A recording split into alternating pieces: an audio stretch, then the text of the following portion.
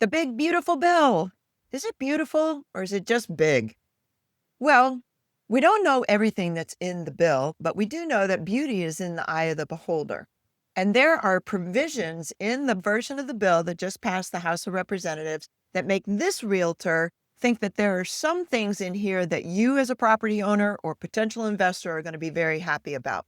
Before we dive into all of that, though, please give us a like if you think this is good content and follow us so that you get notified anytime we release new content.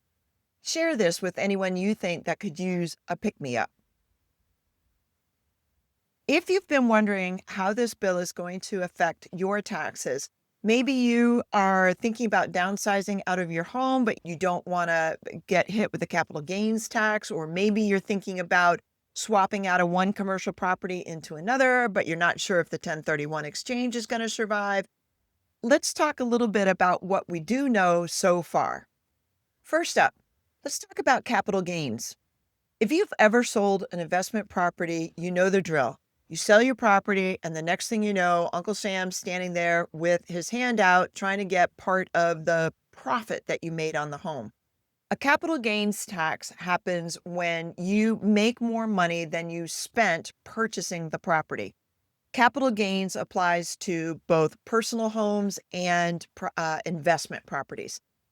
One thing that we are seeing in housing inventory, not just here in Rhode Island, but across the country, is many people who might consider downsizing out of their home, thus freeing up some more inventory, can't do that because home values have increased so much in recent years that many of them will achieve such a large tax bill that it's not worth their time to get out of these homes. NAR has asked Congress, the House, and the Senate to please consider doubling the current capital gains exclusion, which is for a single person, it's $250,000. For a married couple, it's $500,000, and double that so that it would be $500,000 for a single person and $1 million for a married couple. Well, how's that help you?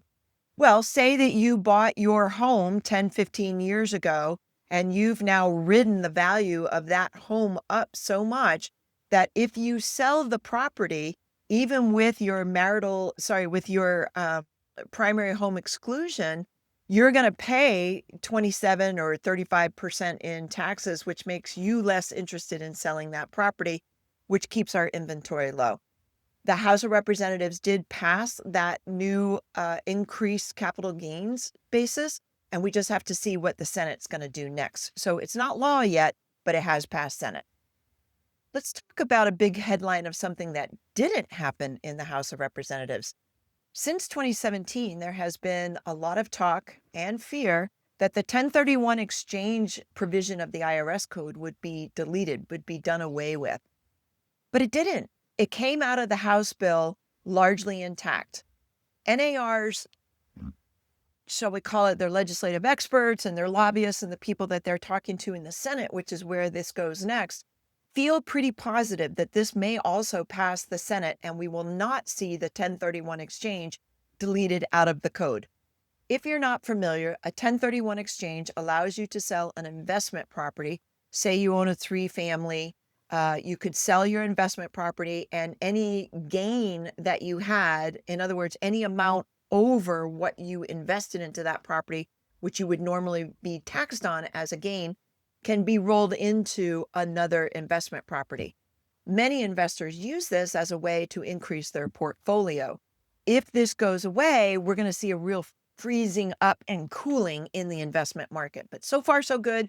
It has not been deleted, and money says that is probably not going to be, so we're going to be okay without that. Finally, let's talk about help for landlords with older properties.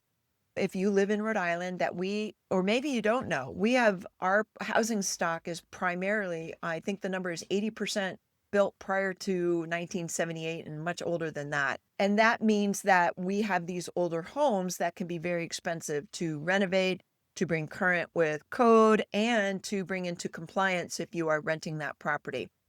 There's a bill, it introduces new low-interest rehab loans specifically aimed at helping landlords make safety upgrades. And that includes the big one, lead paint. If you own rental property built before 1978, and many of us in Rhode Island do, you know how complicated and expensive lead compliance can be. New windows, abatement, inspections, new painting outside or siding, it adds up fast. And for small landlords, it's enough to make you consider selling. Or worse, doing nothing and hoping it doesn't become an issue. These rehab loans could offer a real solution, helping property owners stay compliant, keep tenants safe, and preserve affordable housing without draining your bank account. That's not just a policy win, that's a win-win for everybody. So, is the big, beautiful bill actually beautiful? That depends on where you're standing. It's certainly big. And no, we don't love every piece of it. But if you zoom in on some of these parts that we just talked about that affect housing specifically, tax relief, reinvestment opportunities, help with renovations, there's a lot here that could genuinely support property owners and renters alike. This isn't a perfect bill, but in an era where housing policy often feels like a political football, it's encouraging to see provisions that affect real day-to-day realities. If you're thinking of selling, reinvesting, or making improvements, now might be the right time to act strategically. I'm Sandi Warner with Warner Realty Group, and if you want to talk about how this bill impacts your future plans, reach out. I'm always happy to help.